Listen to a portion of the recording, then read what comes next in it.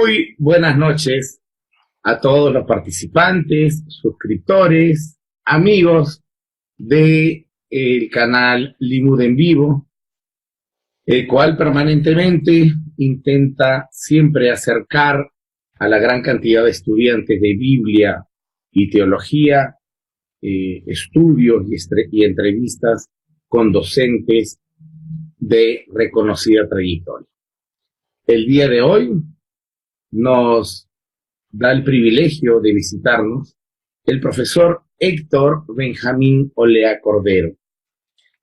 Él es un distinguido exégeta, es un reconocido profesor de lenguas bíblicas, pero adicionalmente también es el presidente del Instituto Dominicano de Ciencias Bíblicas y es traductor de la Biblia, de sus idiomas originales al texto en español. Tendría mucho más que decir de él, pero honestamente él mismo me ha pedido que sea una presentación breve. ¿Cómo está, profesor? Buenas noches.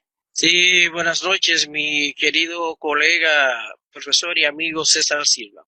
Así que siempre es un honor poder compartir contigo y obviamente tenemos una amistad que es inocultable y tanto en forma privada como de manera pública nos las hemos manifestado y para mí es un placer, un privilegio poder contar aquí con tu invitación y estar en este espacio que yo sé que tiene mucha audiencia y que es de alto nivel. Así que para mí es un grato placer poder estar contigo en esta ocasión. Muchas gracias, muchas gracias. Pues usted es traductor, tal como yo también lo soy, y creo que el tema es prácticamente ineludible. En esta labor de traducción, de exégesis, de respeto desde el punto de vista filológico de los idiomas originales del texto sagrado, y hablo en el sentido amplio, no solo de la Biblia hebrea, sino también de la Biblia como se conoce en Occidente, es decir, Antiguo y Nuevo Testamento. Okay. Como traductor, profesor Héctor, ¿qué dilemas, qué problemas solemos enfrentar? Necesitamos poner esto abiertamente al público para que ellos puedan saber qué cosa es lo que enfrenta un traductor después de haber hecho una traducción o una lectura del propio texto original. ¿Podría nombrarnos o mencionarnos cuál ha sido su experiencia, conceptualmente cuál es el problema, y luego su experiencia ante qué eventos difíciles de resolver se encontraron? Sí, creo que uno de los principales problemas es, en primer lugar, claro está, tratar de compartir con acierto el texto, el sentido del texto, el mensaje del texto en su idioma original. Es un desafío porque obviamente ya tenemos un gran abismo en términos temporales, también en términos ideológicos y también con relación a lo que la gente piensa hoy que eran los personajes bíblicos y algunos conceptos que hoy, por ejemplo, cuando uno los comunica de acuerdo a lo que el texto dice, no caen bien. Entonces hay un desafío en que el traductor tiene el desafío de ser fiel al texto, pero por otro lado corre el riesgo de que en la medida en que se ajusta a la fidelidad del texto, no encaja bien en el tiempo de hoy. La gente tiene idea de que por lo general, por ejemplo, en la habla hispana, en el mundo de habla hispana, se entiende que Reina Valera es casi la palabra de Dios en términos directos. Cuando uno trata de puntualizar que en el texto de Reina Valera hay, por ejemplo, textos agregados, la sospecha no es que estamos mejorando la calidad de la transmisión de los textos bíblicos, más bien que lo estamos traicionando. Entonces la gente presenta y dice, por ejemplo, que es que le estamos quitando versículos bíblicos, que estamos tergiversando la palabra de Dios, porque toman como referencia la Reina Valera y pierden de vista que Reina Valera es una versión como cualquier otra y que la verdadera Biblia, obviamente, como tú bien dijiste, el concepto de Biblia que tenemos hoy es un concepto muy cercano a nosotros, muy reciente, y de hecho también como un constructo cristiano. sea, hablar hoy de Biblia, Antiguo y Nuevo Testamento, es un constructo cristiano. Mientras que el concepto propiamente de Biblia, en términos de lo que es la Biblia originales, hablamos de una Biblia hebrea por un lado, que no supone que tiene una continuación inmediata y una terminación feliz en el Nuevo Testamento. Y que en ese punto de vista, cuando tú planteas, por ejemplo, que hay textos del Antiguo Testamento que no favorecen algunas posturas teológicas del Nuevo, entonces tú estás bajo sospecha. Entonces, uno procura como traductor reflejar el principio de que el texto está por encima de la teología que tengamos hoy. ¿Okay? Nosotros como traductores bíblicos procuramos ser fieles al texto, aunque produzcamos una traducción que, digamos, políticamente no sea correcta, no sea aceptable o no sea válida. Entonces, profesor, para ir paso a paso, porque está usted dando un caudal de información muy grande, que seguramente para usted y para mí, pues las podemos entender, y para muchos otros especialistas que nos escuchan. Pero la gran cantidad de personas que nos oyen no son traductores, y por tal motivo creo que habría que hacer algunas puntualizaciones. ¿Bien? Entonces tendríamos, según lo que usted nos dice, y lo cual yo comparto plenamente, tenemos problemas, en primer lugar, de que en la transmisión de estos últimos 2 milenios en el Nuevo Testamento y 2 milenios y medio, es decir, 2500 años, para el Antiguo Testamento, Biblia hebrea, en estos últimos milenios han habido textos o versículos, para que me entienda la gente, versículos bíblicos que a veces han sido añadidos con la finalidad de legitimar algún dogma de religioso de la antigüedad. ¿Esto sería así en referente a este punto? Sí, correcto. Y además, obviamente, la idea que nos hacemos, la gente común tiene la idea también de que los textos bíblicos fueron escritos prácticamente por personas que eran de su propia confesión. Sí, a veces entonces tú tienes la realidad de que además del abismo, digamos, ideológico, y de que el mundo del antiguo se expresaba de manera distinta a nosotros hoy, tú tienes el problema básicamente confesional. Es que la Biblia es ante todo un libro confesional. Y en la traducción bíblica se supone que es un aspecto y una tarea filológica, una tarea profesional, que si procura ser fiel al texto que recibe o que tiene de frente, no está cuidando traducir de una manera que vaya a favorecer o a perjudicar un dogma. Simplemente procura transmitir el texto. Claro. Por supuesto, ese es el problema, ¿verdad? Entonces, mira, te voy a poner un ejemplo. El Salmo 127.3, para irnos a un pasaje del Antiguo Testamento. Perfecto. Tú tienes, por ejemplo, que en nuestra cultura, en mi país, República Dominicana, y prácticamente toda Latinoamérica, existe el concepto de que el fruto del vientre es un regalo de Dios. Ahora bien, se piensa entonces que Salmo 127.3, cuando habla de que un fruto del vientre es un regalo de Dios, pierden de vista que la expresión los hijos en el hebreo no tiene el sentido inclusivo que tiene nuestra expresión castellana, los hijos. Entonces, cuando tú puntualizas que el salmista... se refiere a que la palabra hijos en español incluye machos y hembras. Exactamente, correcto. Sin embargo, no, ¿verdad? A eso se está refiriendo. Exacto, perfecto, sí. Ahí, por ejemplo, en algunos contextos es inclusivo, en algunos contextos no. Pero como tú muy bien sabes, en los textos bíblicos antiguos, incluso el Nuevo Testamento, existe la expresión hijos e hijas para señalar en un contexto donde había machos o había hembras. Claro, yo entiendo que aquí, en algunos contextos latinoamericanos, el uso de la palabra hembra resulta ofensivo y prefieren hablar de chica y prefieren hablar también de mujeres, por ejemplo. Sin embargo, el salmista... En el lenguaje bíblico se habla de macho y hembra. Claro, pero bueno, la traducción, bueno, Reina Valera tiene precisamente macho y hembra.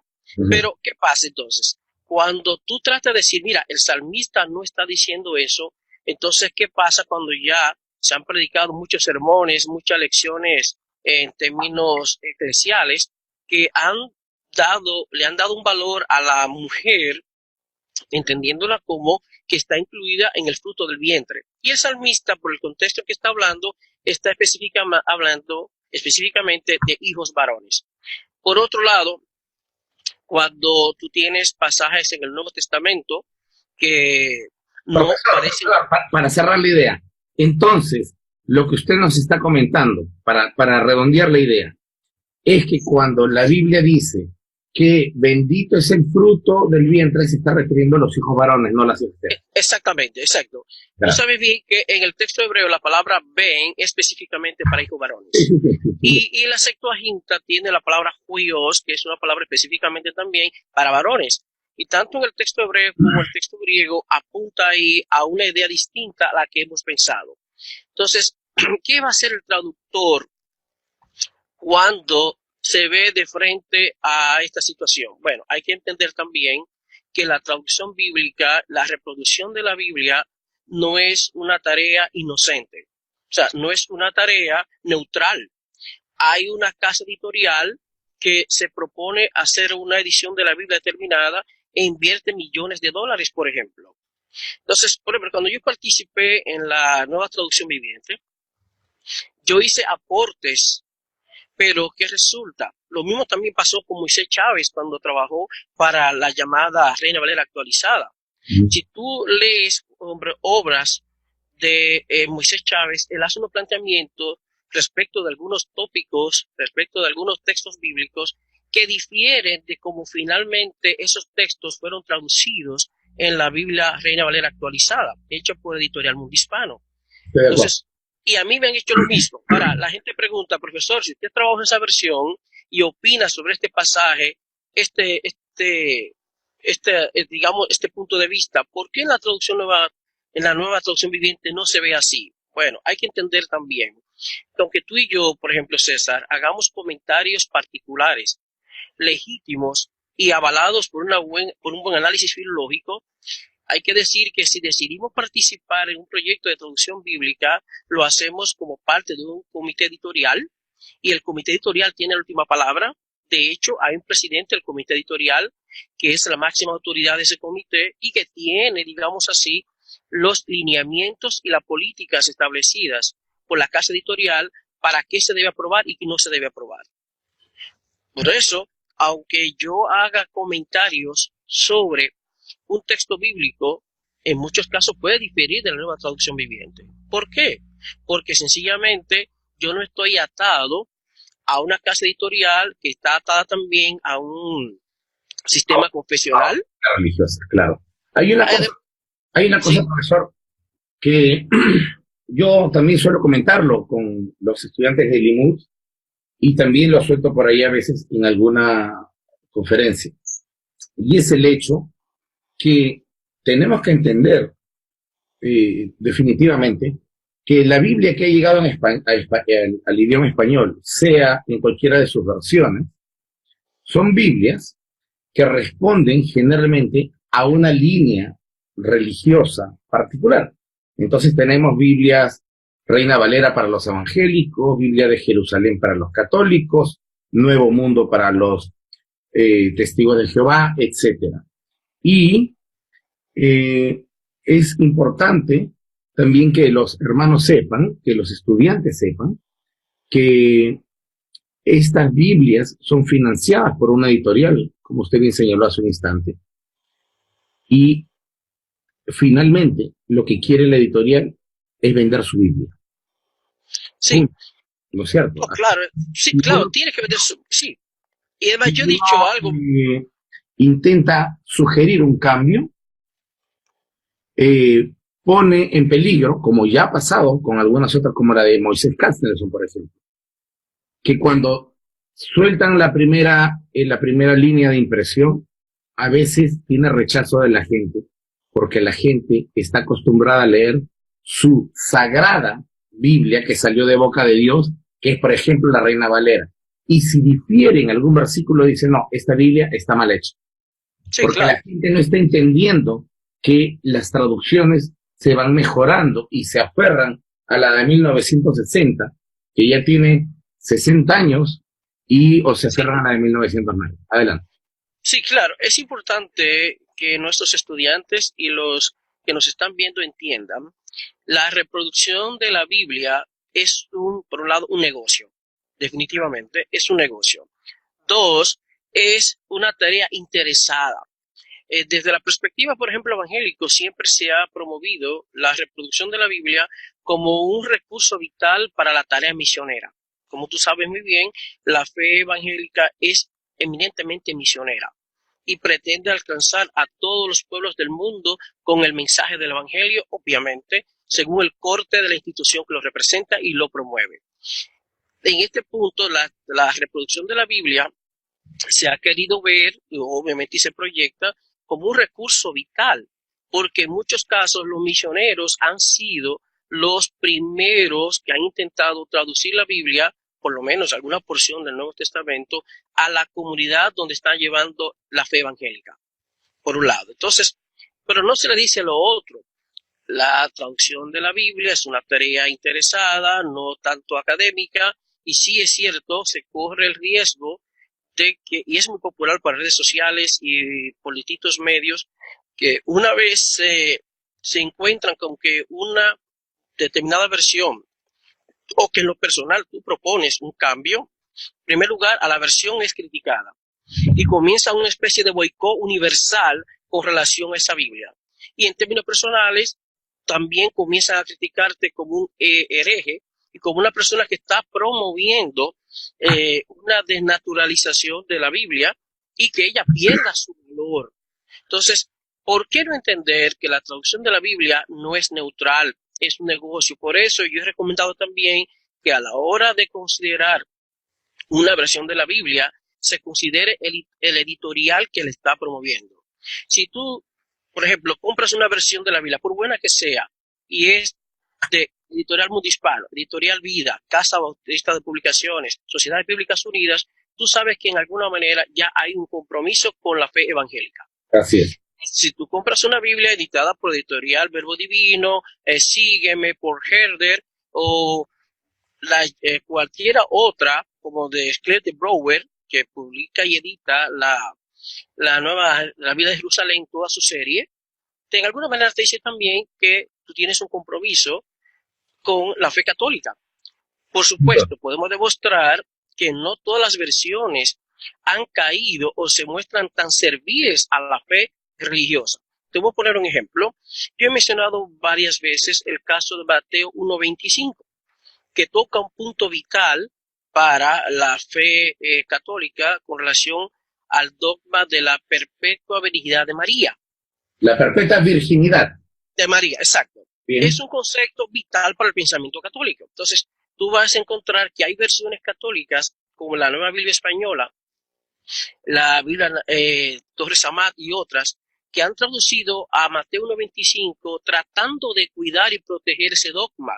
Cuando dicen, por ejemplo, y sin tener relaciones sexuales con él o sin conocerla, sin conocer José a María, ella tuvo un hijo. No es lo mismo decir lo que el texto griego apunta y como también lo han traducido, por ejemplo, la de Jerusalén, que ha traducido diciendo, y no la conocía o no la conoció hasta que dio a luz un hijo.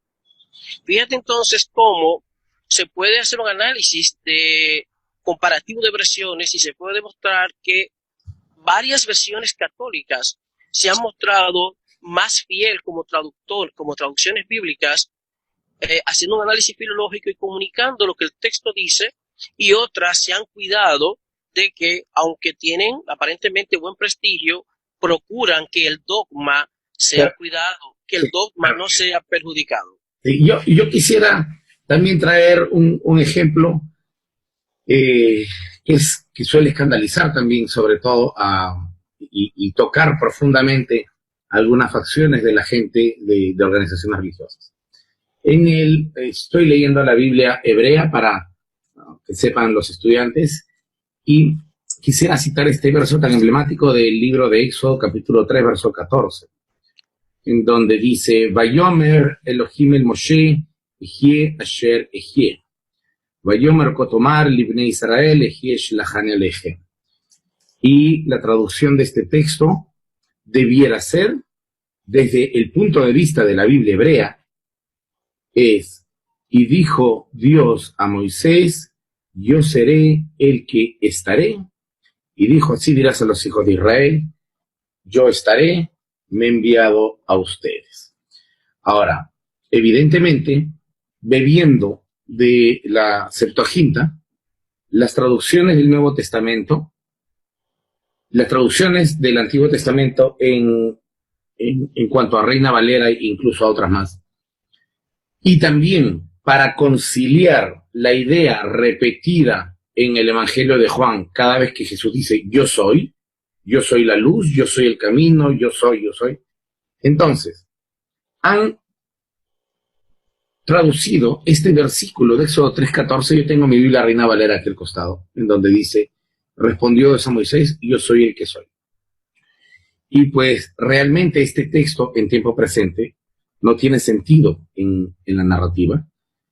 Y el gran problema es que este texto, desde mi punto de vista, pueden haber puntos de vista que aporten más a la comprensión, pero desde mi punto de vista este texto se ha traducido así por dos motivos. Primero, porque se bebió únicamente de la Septuaginta, al menos para este texto, y segundo, porque se tomó la Septuaginta debido a que esto puede hacer match con Jesús en el Evangelio de Juan.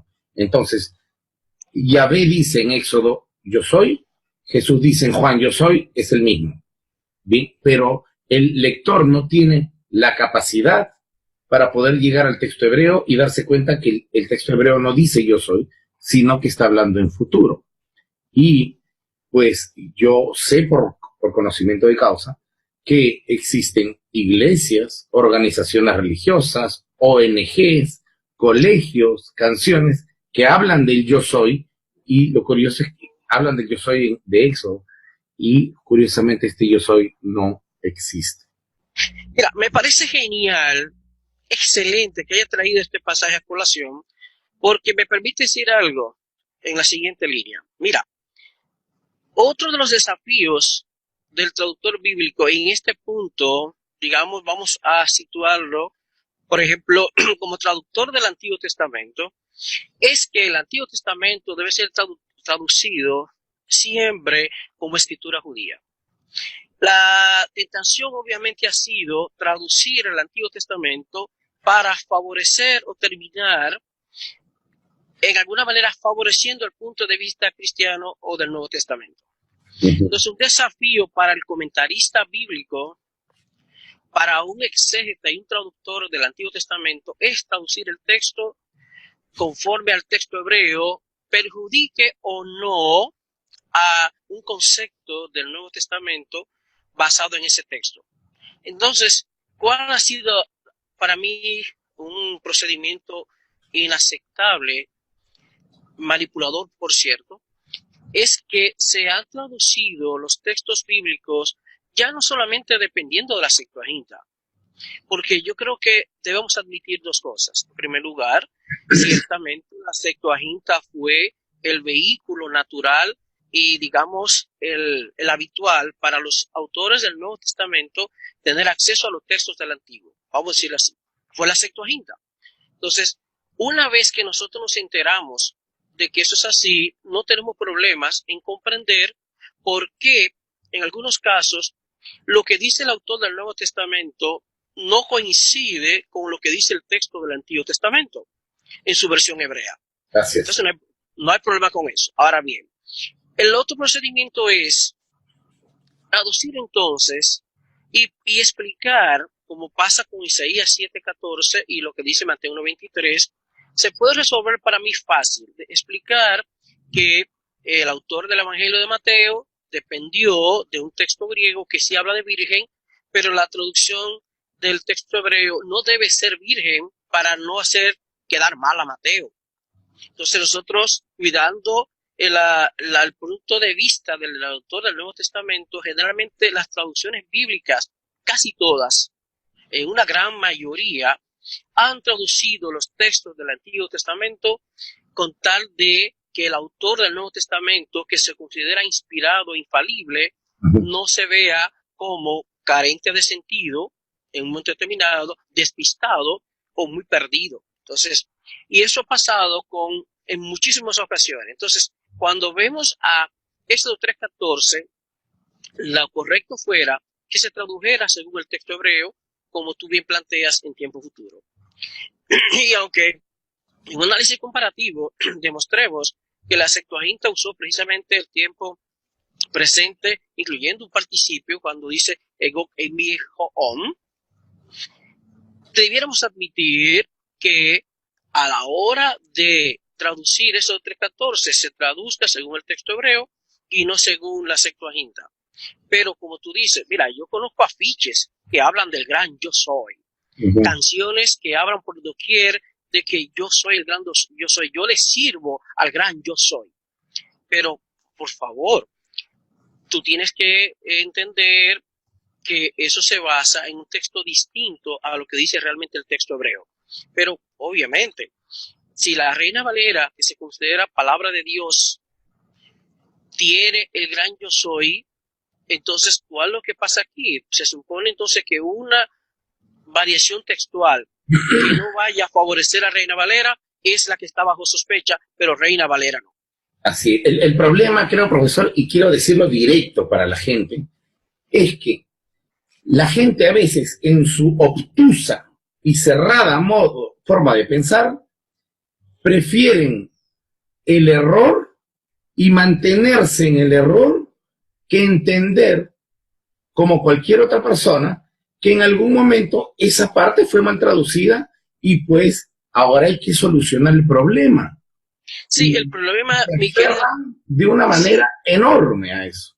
El problema, mi querido colega, es, y vamos a comprender algo, que yo que conozco bien cómo se manejan las iglesias, por ejemplo, y además del mundo académico, cómo sé que se enseña a la gente en las congregaciones, a ellos no le explican, por ejemplo, que hay un proceso histórico de largo por el cual la Biblia nos llegó a donde ha llegado, sino que incluso todavía hay comunidades evangélicas que insisten no en la Reina Valera del 60, la Reina Valera 1909. El problema es que hay una serie de postulados teológicos, posturas doctrinales y praxis eclesiales. Les hacen creer que estas versiones son infalibles. Exactamente.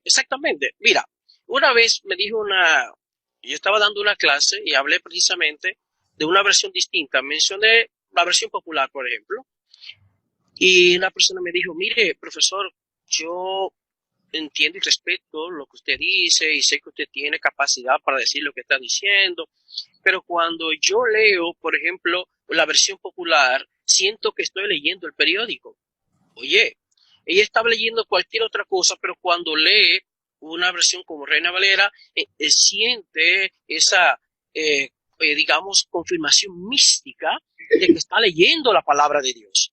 Pero cuando tú me traes a mí un texto distinto a lo que dice Reina Valera, estoy leyendo como un periódico, una revista cualquiera secular que no me aporta nada a mi vida espiritual. Oye, eso es terrible. Entonces, en las iglesias no ayudan.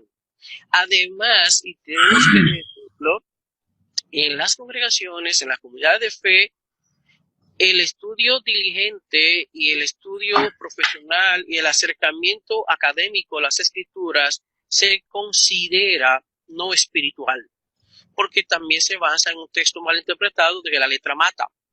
Entonces, esto lo he escuchado frecuentemente que mis alumnos lo comentan, ¿no? Y te dicen que no estudien porque la letra mata. Y también te va a insistir lo siguiente, cuando tú procuras explicar el texto bíblico como traductor, como exégeta, te van a decir entonces que la Biblia no es solamente para saberla, hay que vivirla. Entonces, tú estás planteando o quieres plantear lo que el texto realmente dice y él te devuelve con un asunto ético. No, el problema no es que tú conozcas tanto la Biblia, es que tú vivas la Biblia. Otra vez, un postulado muy fundamentalista. Entonces, un consejo. Mi consejo es para las personas que se inician en el conocimiento de los idiomas bíblicos y al acercamiento exegético, es que procuren en primer lugar comprender que los 39 libros primeros de la Biblia son escritos propiamente judíos y que no se escribieron desde una perspectiva cristiana ni para favorecer la perspectiva cristiana. Entonces, yo creo que hay que luchar para evitar que en la traducción bíblica y en la forma en que se comenta la Biblia se pretenda forzar una cristianización ilegítima de los escritos del Antiguo Testamento. Por supuesto, no perdemos de vista que los grandes comentarios bíblicos que producen las grandes editoriales se hacen desde la perspectiva de que, mientras que nosotros, por ejemplo, consideramos que tienen una existencia independiente el Antiguo Testamento y el Nuevo, los comentaristas bíblicos por lo general escriben en compromiso con lo que se llama el contexto canónico. Es decir, tú no puedes interpretarme a la Biblia hebrea separado del Nuevo Testamento porque estás rompiendo el contexto canónico. Ahora, Julio Trébol Barrera, en su muy famoso libro que yo recomiendo a todos los que se acercan a la Biblia desde una perspectiva académica, es que en realidad el llamado contexto canónico le ejerce una violencia radical a los textos bíblicos, porque ningún texto bíblico se escribió en ese llamado contexto canónico. Así es, así es. Entonces, cuando tú pretendes como traductor o como comentarista o exégeta no obedecer a los contextos vitales en lo que se escribieron los textos bíblicos, por obedecer y supeditar esos contextos bíblicos a un llamado contexto canónico, estás ejerciendo una violencia sobre esos textos bíblicos. Y ese contexto canónico, al fin y al cabo, es un dogma nada más. Por supuesto que es un dogma, y ahí, por lo menos, es un dogma que, fíjate, Antonio Piñero presenta algo muy interesante hablando de ese proceso dogmático, y es que, por un lado, la Biblia, por ejemplo, la iglesia o las comunidades de fe te elevan la Biblia a un determinado nivel de reconocimiento o le da un estatus determinado, pero la misma iglesia, para luego la misma comunidad de fe derivar su poder o derivar la fortaleza de sus convicciones y su dogma de ese mismo libro. Así es. Es lo que Pedro Piñero habla entonces de un círculo perfecto. Es una especie de pensamiento circular.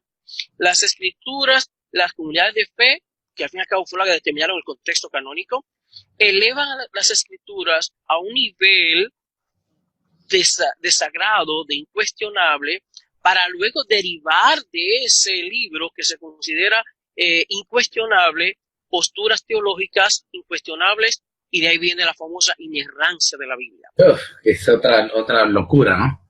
Bueno, el problema viene que una vez, aquí viene estamos hablando de una especie de silogismo, tú estableces primero que tu fuente de pensamiento, la Biblia, por ejemplo, es infalible, es inerrante. La lógica consecuencia es que los pensamientos teológicos que se consideran supeditados o que emanan de una supuesta buena traducción y de una buena interpretación de esos textos también sea incuestionable y también sea infalible. Y así mantienen adormecida su congregación. Por supuesto. Y cuando tú intentas decir lo contrario, entonces a ti te condenan, a ti te satanizan y a ti te consideran casi como un instrumento del mismo enemigo que está utilizando ahora personas desde adentro que se consideran personas que le sirven a Dios y que están utilizando sus conocimientos no para glorificar a Dios, sino para dañar su obra, para atacar incluso lo más importante que es su palabra. Es terrible. Nosotros acabamos de terminar un curso magistral con el profesor Eduardo Arens, que editó en los marcos de Limud, y pues él insistía a los participantes de diferentes confesiones religiosas, habían de todo trasfondo religioso, les insistía en que no permitan que cuando vayan a su centro religioso les digan que deben desenchufar el cerebro antes de entrar, porque muchas veces, argumentaba él, sucede esto. Tú tienes un pensamiento universitario, puedes ser un ingeniero, un arquitecto, un médico o cualquier otra profesión, y una persona inteligente y razonable, pero basta que cruces el umbral o la puerta de la congregación religiosa, simplemente desenchufaste toda capacidad de análisis crítico, todo pensamiento racional, toda cosa que te esté diciendo el pastor, líder, sacerdote, cura, rabino o quien fuera, que no esté en coherencia con la vida real, con un pensamiento medianamente inteligente, porque a veces hacen hacer cosas de ese tipo. Y pues lo que nos ha dicho usted es muy importante, estimado profesor y colega Héctor Olea. Ahora yo quisiera centrar, si usted me permite, la discusión en otro tema. Usted es autor de un libro, el cual yo lo he leído y lo he recomendado con mucho cariño. Además de eso, por el contenido, la exigencia, el tratamiento crítico, el tratamiento desapasionado, que más bien atiende la filología y no al dogmatismo, lo convierte a este texto en infaltable para un estudiante de la Biblia. El texto se llama La Biblia misma no afirma ser inspirada y puede ser adquirida a través de la biblioteca o librería online llamada Amazon.com. Hay varios textos que usted discute allí de una manera magnífica, pero quisiera que nos concentremos en un texto en particular. No nos queda mucho tiempo, alrededor de 20 minutos, pero quisiera que nos comente acerca del texto que está en 2 Timoteo 3:16. Por favor, adelante. Sí, bueno, aquí volvemos de nuevo, en parte, a lo que hablamos hace un rato. El problema de que el estatus de la Biblia que se escucha en las llamadas teología sistemática y en los distintos grupos confesionales depende más bien y realmente de lo que la comunidad de fe piensa de esos textos, más que lo que los textos mismos dicen de ellos. Ahora bien, el gran desafío del pensamiento, digamos, del cristianismo conservador, fundamentalista, ha sido tratar de que los postulados que ella plantea de la Biblia o que el estatus que ellos entienden que le dan a la Biblia se pueda sustentar en la misma Biblia. ¿Ok?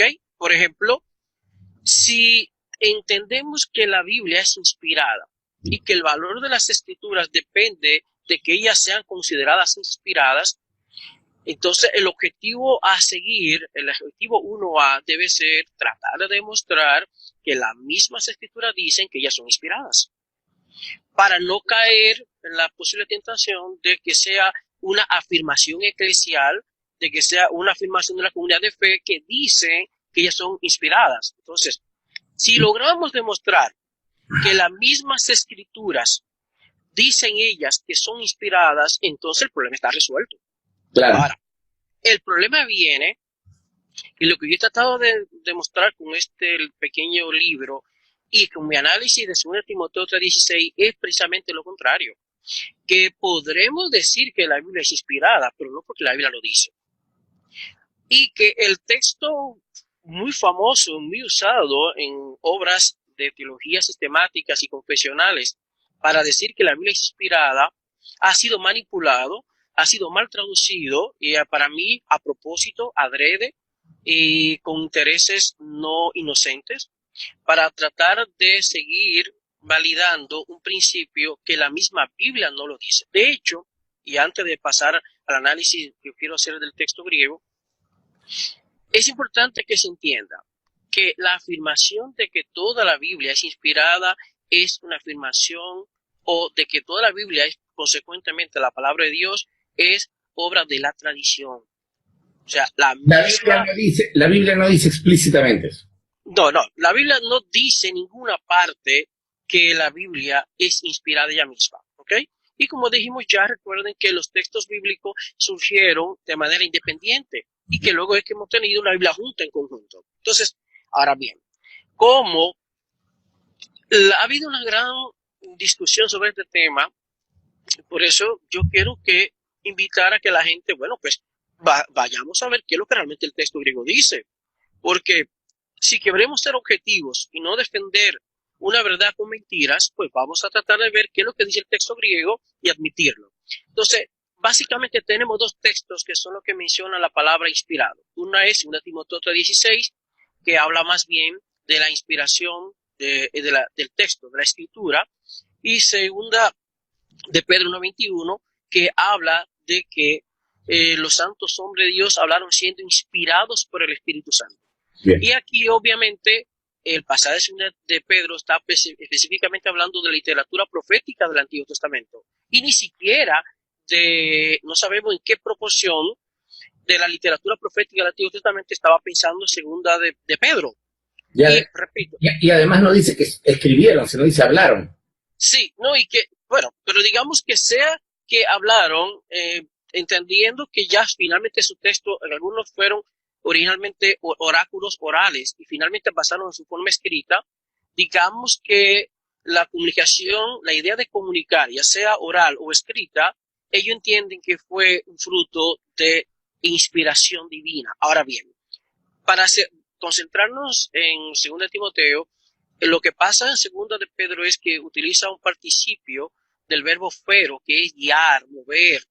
Es decir, literalmente, aunque vemos la palabra inspirados, podemos traducir textualmente y de manera correcta que fueron movidos, que fueron guiados por el Espíritu Santo. Y eso, si ya no tenemos en una concordancia ahí la palabra inspiración, si tú buscas, nos quedamos con 2 de Timoteo nada más. ¿Ok? Ahora, yo quiero presentar una lámina aquí para explicar brevemente qué es lo que pasa exegéticamente con el texto de 2 de Timoteo 3:16. Bien, adelante. Bien, aquí tenemos el texto griego rápidamente y no quiero profundizar mucho en esta parte porque sé que hay muchas personas que no pueden leer el texto griego. Pero aquí tenemos pasa, grafé, theo, neustos, kai o félimos, que es donde está la matriz del problema. En esta expresión pasa, grafé, theo, neustos, kai o félimos. Es ahí donde está el principal problema. En la segunda parte del versículo no hay problemas en su traducción y las complicaciones están en esta primera parte. Y lo menciona a continuación. Pasa, grafé, theo, neustos, kai o félimos. Ahora bien. Esa sería la lectura. Ahora, ¿cuál sería la traducción? Vamos ahora. La versión popular y que ha sido dominante hasta ahora es toda la escritura es inspirada. Observen, toda la escritura en términos general e inclusivo es inspirada por Dios y útil. Dejémoslo hasta ahí. Esta es la traducción que todo el mundo conoce y la que ha servido como base para el dogma de que la Biblia en su totalidad es inspirada e incluso se van un poquito más lejos. De manera dogmática hay los que hablan de una inspiración verbal, es decir, que las palabras mismas fueron inspiradas, y esto desde el punto de vista del exégesis y la traducción hay problemas. ¿Por qué? Entonces significaría que si un determinado texto fue inspirado por Dios en un determinado idioma, ¿qué pasa entonces sin una inspiración verbal cuando ese mensaje pasa a otro idioma? Obviamente entonces que se cae el dogma de la inspiración. Porque, sí, claro. Por supuesto, porque a menos que entendamos que es el mensaje inspirado y no las palabras mismas, vamos a llamarle los significantes, propiamente hablando, entonces se cae la doctrina de la inspiración en ese sentido. Ahora bien, una versión católica que tomó distancia de la traducción de la Reina Valera es la Nueva Biblia Española en el 75, y vemos que dice todo escrito inspirado por Dios. Observen, todo escrito inspirado por Dios es distinto a la afirmación de la Reina Valera, toda la escritura es inspirada por Dios. Es obvio ya que aquí tenemos una variación, y no exactamente con relación a la palabra escrito, porque la palabra grafé puede apuntar a escritura o escrito y no hay problema semántico con eso. Sin embargo, no es lo mismo decir todo escrito inspirado por Dios sirve a que toda la escritura es inspirada por Dios. Así es, claro. Perfecto. Ahora bien, una versión católica que tomó distancia de la traducción de Reina Valera, una traducción protestante, digamos, evangélica, es la Biblia textual del año 2001, que dice, toda escritura es inspirada por Dios, y aquí le quitó el artículo la. Toda la escritura es inspirada por Dios, toda escritura es inspirada por Dios, va un poco en la línea de lo que es la Nueva Biblia Española, versión católica del año 1975, y obviamente no coincide con el artículo aquí que usó la Reina Valera 1960. Ahora bien, la Biblia textual, tercera edición, incluso la cuarta, de momento, y aquí viene algo que hemos dicho, mi querido colega, sí, que es increíble, la gente tiene la idea y se deja engañar mercadológicamente cuando se supone que una versión más reciente de la Biblia se cree de manera falaz que es necesariamente mejor que su antecesora. Y no siempre es así como tú y yo sabemos, ¿verdad? Yes. Aquí observamos algo interesante. Y es que la Biblia textual, después que en el 2001 dio un paso de avance con relación a la Reina Valera de 1960, luego sus últimas ediciones han vuelto atrás y parece que el dogma, ¿verdad? Hay que rescatarlo y cuidarlo, y vuelven a poner como Reina Valera el artículo y dice, toda la escritura es inspirada por Dios. Repito, hay aquí un retroceso inadmisible desde el punto de vista del acercamiento exegético, desde el punto de vista del acercamiento filológico al texto griego de 2 de Timoteo 3:16. Sin duda. Un brevísimo paréntesis, querido Héctor, colega. Esto mismo sucede con la primera edición de la Biblia hebreo-español del traductor israelí Moshe Katznelson, en donde en su primera edición, hecha por Editorial Sinaí, impresa en Tel Aviv, pone en Éxodo 3:14, y dijo Dios a Moisés, yo seré el que estaré. Sí. Lo pone bien, y así dirás. Pero aparentemente es un tema eminentemente comercial. Si le cambias algo, la gente no compra. Claro. A partir de la segunda edición, también retrocedió a poner, dijo Dios, yo soy el que soy. Y así le compraron más Biblias. Exactamente, es lo que estoy diciendo. ¿Qué es lo que pasa acá? Sí, mi querido colega, parece, no sé, y aquí voy, digamos, a especular un poco, no sé si en la evaluación mercadológica y en términos de análisis de inventario y de factibilidad, lo que produce la Biblia textual vieron que una merma en la compra de su Biblia y tuvieron que volver a rescatar un dogma y para poder mantener el negocio. Para poder vender, sin duda alguna. Para poder vender, claro. Entonces, es importante que las personas que se acercan a la Biblia sean conscientes de eso. Y vuelvo y quiero decir aquí algo que no quiero dejar de pasar, y es que cuando tú comparas, por ejemplo, el porcentaje de personas de la fe cristiana, por ejemplo, la cantidad de millones que son, y el porcentaje que va a un seminario, a una universidad, o que tiene acercamiento a los textos bíblicos desde un punto de vista académico, y tú lo comparas, el porcentaje que es muy mínimo, con relación al hecho de que cada cristiano tiene por lo menos una Biblia, eso significa dos cosas, que la producción de la Biblia y la forma en que se comenta son las dos vías más efectivas para producir un proselitismo ideológico.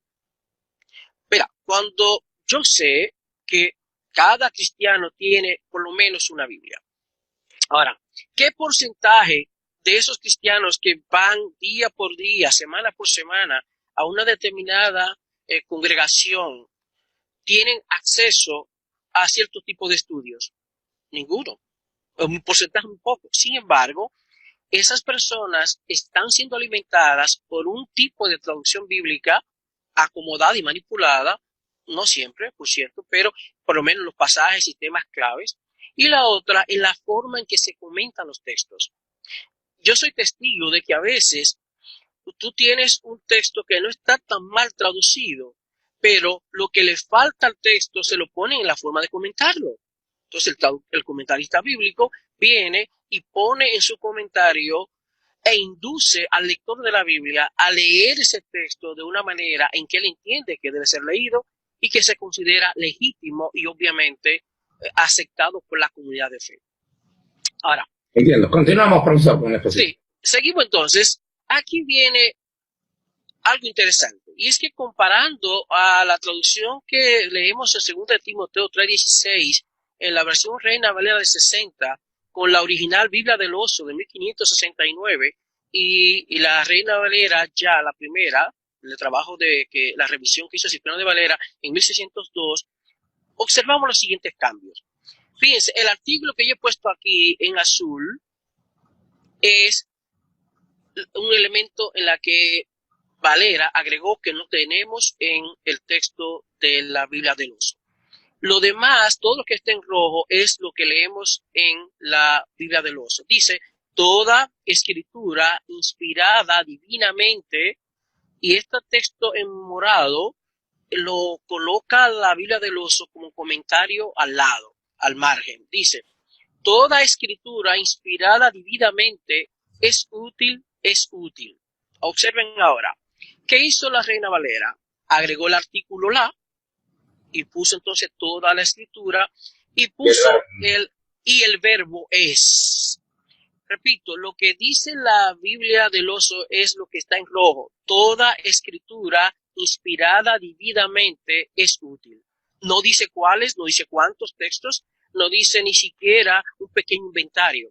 Simplemente declara que toda escritura inspirada divinamente es útil. ¿Ok? Ahora bien. Profesor, antes de seguir, habría que señalar simplemente que cuando habla de escritura no está hablando de la Biblia como la tenemos hoy.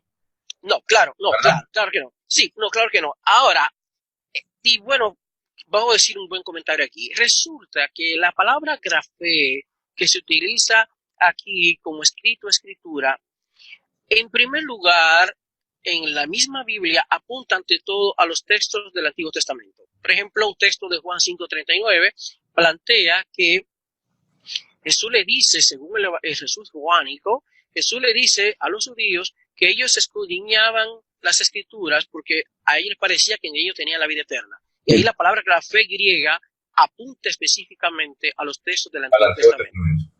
Otro texto, obviamente, es el pasaje de 1 Timoteo 5:18, que dice que, porque la escritura dice, no pondrás bozal al buey que trilla.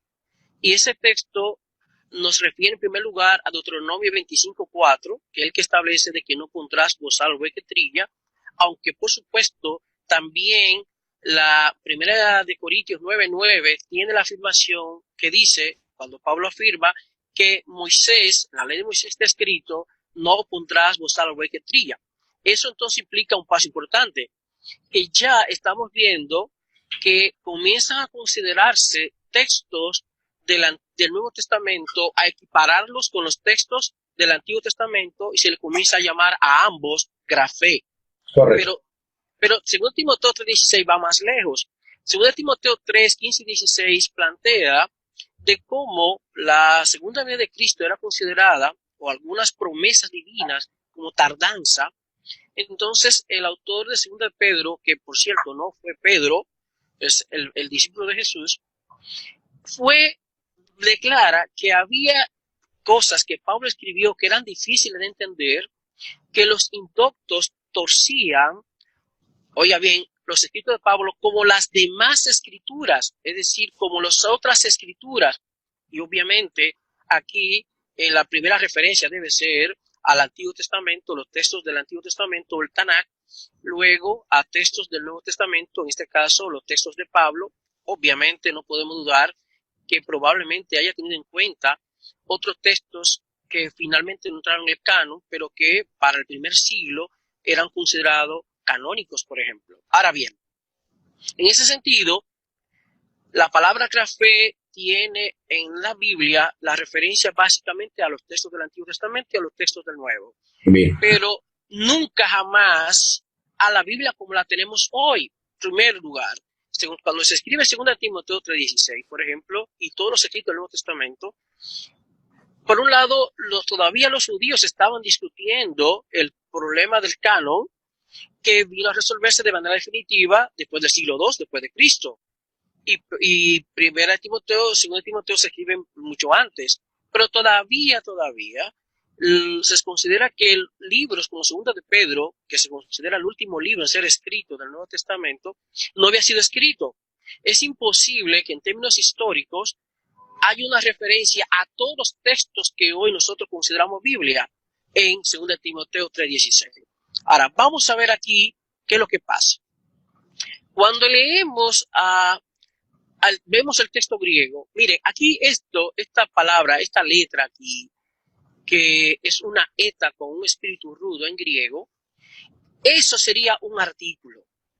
Los adjetivos que quiero hacer mención son los siguientes: pasa, que significa toda; theoneustos, inspirada por Dios; y ofelimos, útil.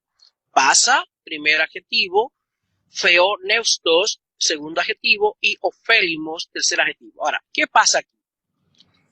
Cuando leemos la traducción de Reina Valera, la traducción de Reina Valera parece reflejar este tipo de texto, donde tenemos un artículo y un sustantivo, y eso obligaría a que si hubiese dicho el texto griego lo que leemos aquí, pasa, grafé, theoneustos, kai ofelimos, sí tendría sentido la traducción. Pero ese texto con el artículo no está. No existe en el original. Ese es lo interesante, mi querido colega.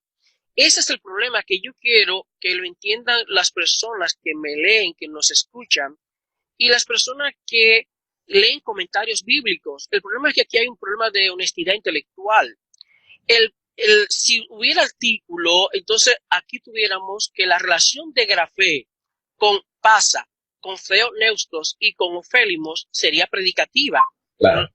Tendría sentido decir, toda la escritura es inspirada por Dios y es útil.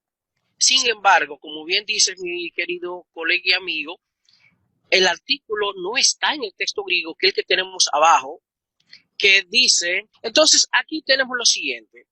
El texto griego dice, como está aquí el texto abajo, en negrita: pasa, grafé, theoneustos, kai, ofelimos.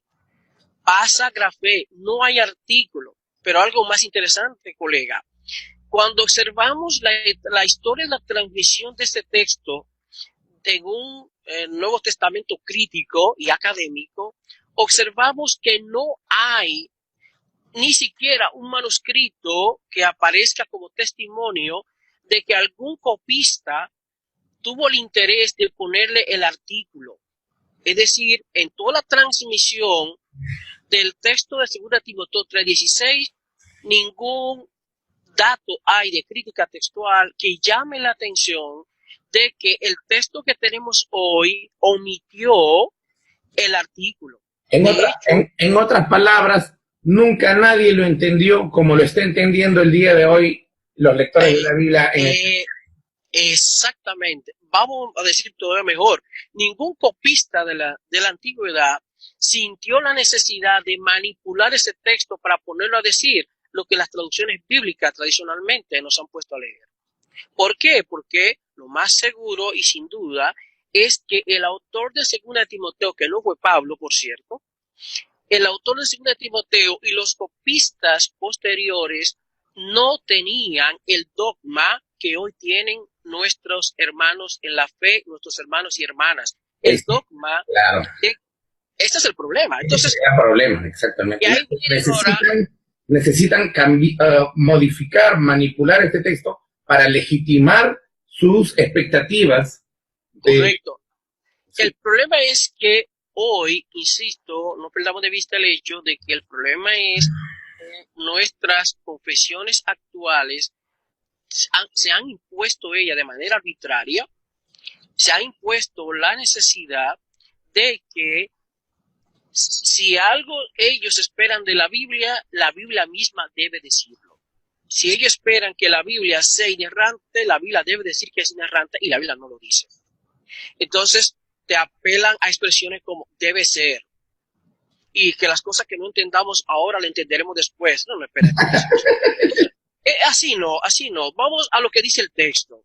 Por eso nosotros enfatizamos que no es lo mismo enseñar o aprender lenguas bíblicas de una perspectiva confesional o para validar una determinada confesión, o cuando estamos enseñando y aprendiendo lenguas bíblicas para ser fieles al texto. Claro. Yo, por lo general, a mí no me importa mucho o no me importa nada que lo que diga el texto realmente no favorezca la teología. Mi trabajo profesional es con el texto. Al que yo cuido y protejo es al texto. De hecho, querido colega, es curioso que la principal condición para hacer con el texto lo que nos dé la gana es declarar lo que es inspirada, es declarar lo que es sagrada. Y después de ahí, entonces, observamos cómo la gente hace con el texto lo que dé la gana, lo que quiera, cuando uno esperaría es que personas que supuestamente tienen un alto respeto de los textos bíblicos, tanto respeto, pues no lo manipularan tanto. Ahora, ¿qué pasa entonces? Para ir terminando. Mi personal traducción de 2 Timoteo 3:16 es la siguiente. Toda escritura inspirada por Dios y útil sirve para la enseñanza. Toda escritura inspirada por Dios y útil. Ahora, ¿por qué baso esto? Porque cualquier persona que sepa griego debe saber que en 2 Timoteo 3:16 no hay una relación predicativa entre escritura con toda y con theopneustos inspirada y con ofélimos, que es útil. En otras palabras, no está el artículo la y tampoco está el verbo es entre... Bueno, ahí vamos, pero gracias por mencionar eso. El problema no es que no esté el verbo es, porque si tuviera el artículo, miren qué pasaría. Aquí vamos. Hay una construcción que demanda que el verbo ser esté.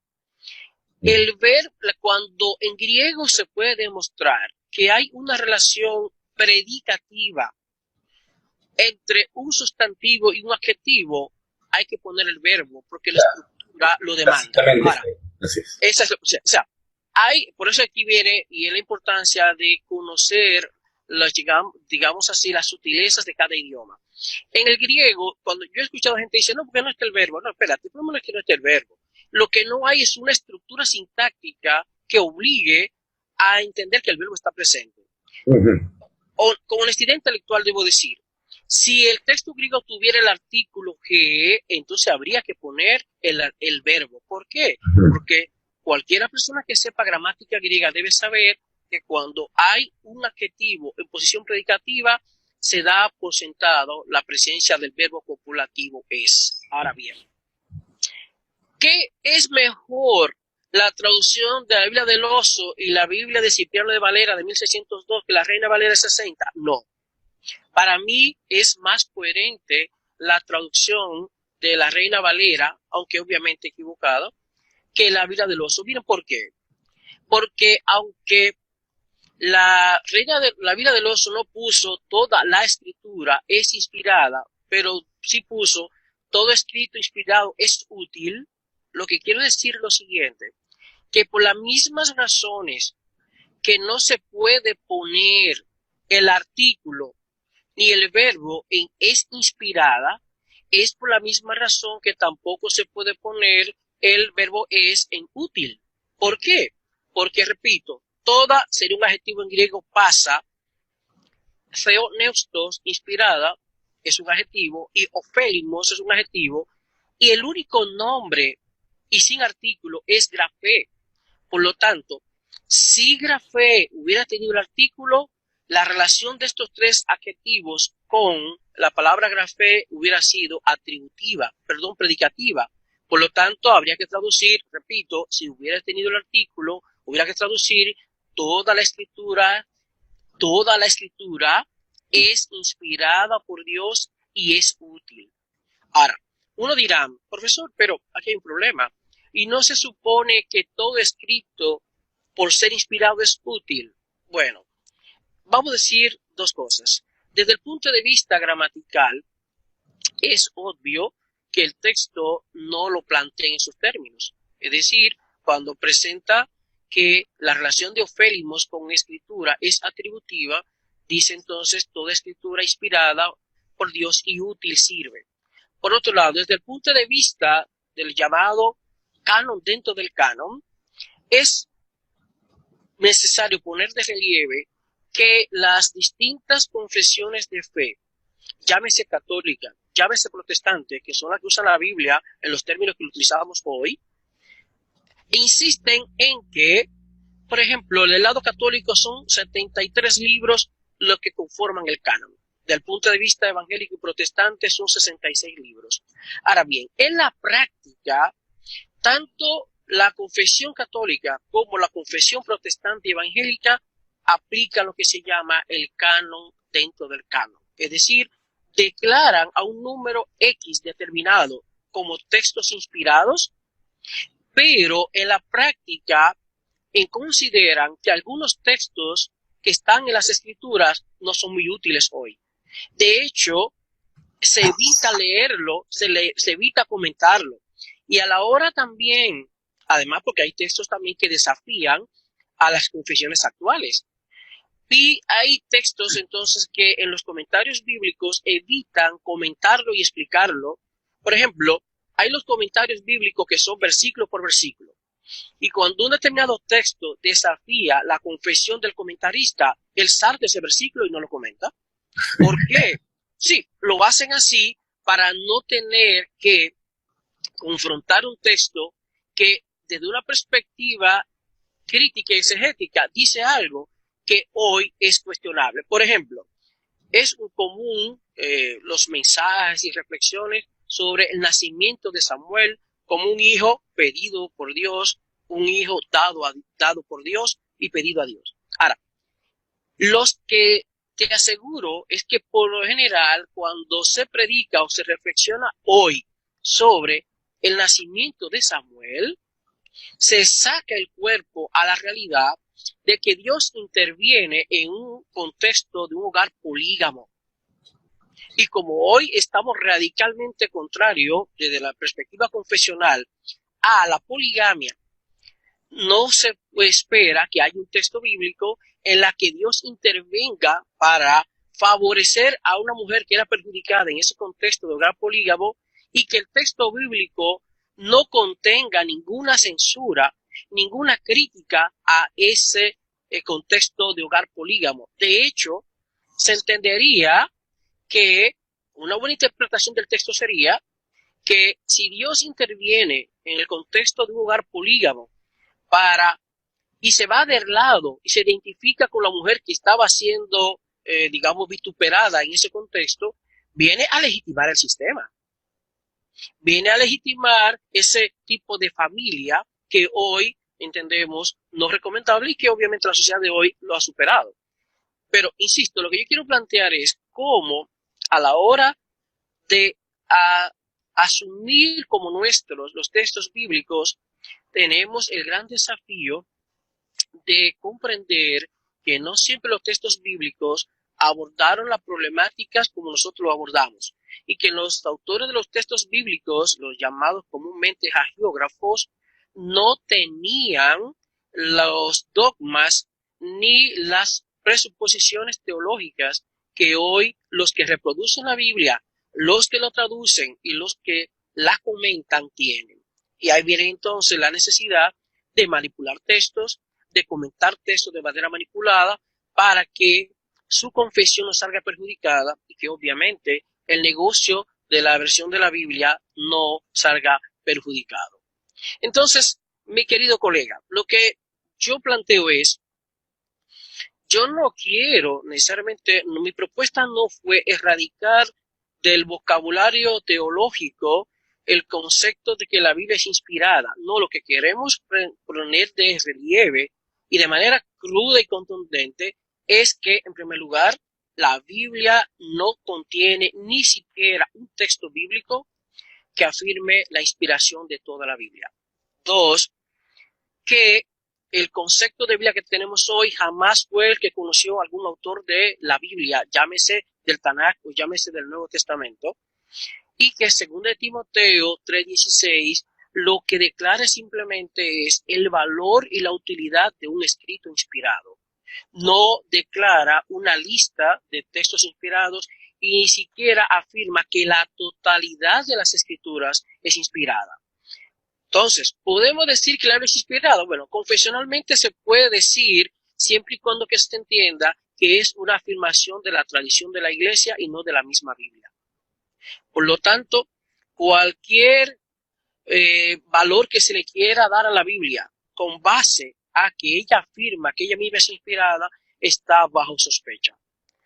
Yo repito, y desde la perspectiva del llamado estudio social del canon, es importante entender también que al margen de la afirmación de que es inspirado o no, nuestros lectores y nuestros oyentes deben ser conscientes, y nuestros televidentes, que el tema de los libros que fueron validados por un grupo y por otro no, tiene una connotación social. Se notó tanto en el Antiguo Testamento como en el Nuevo Testamento. Entonces, es importante entender que hoy mismo, cuando uno observa cómo personas de distintas confesiones razonan sobre un tema y no se ponen de acuerdo, pareciera que los dos están leyendo Biblias distintas. Uno te tira en cara una lista de versículos y el otro te tira otro. Pero parece entonces, ve acá, ¿y qué hace, por ejemplo, el pentecostal con los versículos que le echa en cara el adventista? Pero ¿qué hace el adventista con los versículos que le echa en cara el pentecostal? No se ponen de acuerdo. Entonces, yo digo y sigo insistiendo, el problema no está en la Biblia. Y es uno de los temas que trato en mi libro también. Es importante que los que se acercan a la Biblia entiendan que si bien se dice dogmáticamente que la Biblia, los textos bíblicos son el alma de la teología, por lo general no le dice la otra realidad. Y difícilmente un libro de hermenéutica o que trate de principio de interpretación bíblica lo declare, que en realidad los textos bíblicos son leídos desde una teología particular.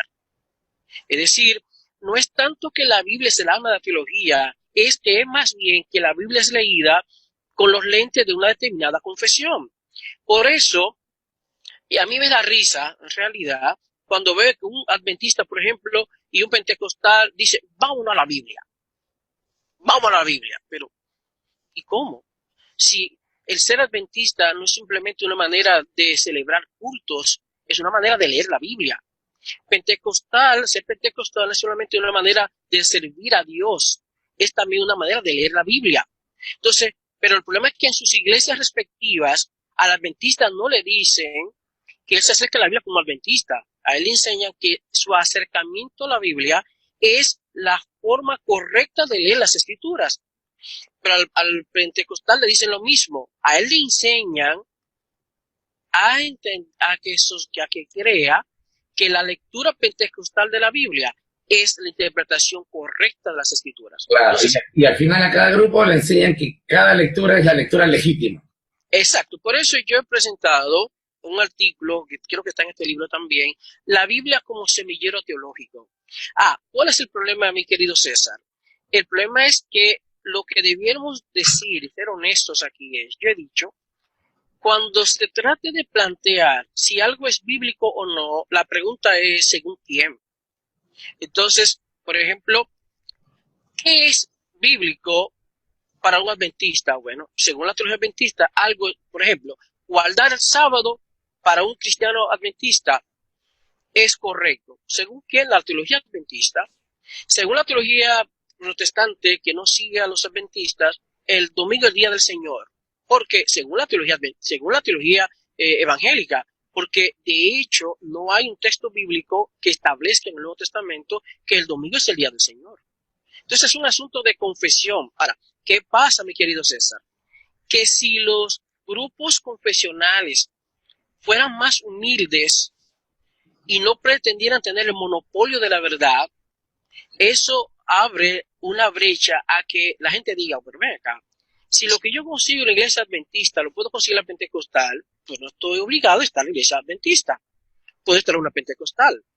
Pero si un hermano pentecostal llegara a entender que cosas que él consigue para su bien espiritual, digamos, y para su vida personal, puede conseguir la iglesia adventista, entonces la exclusividad pentecostal se cae.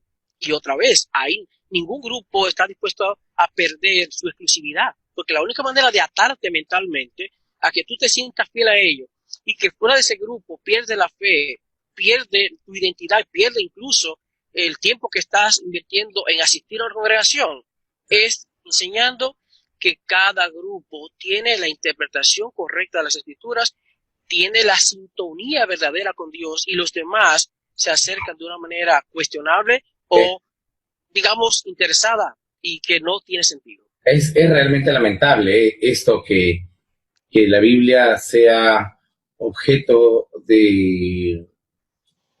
el objeto que se utilice como validación de intereses particulares de determinadas regiones, porciones o facciones de determinadas corrientes religiosas.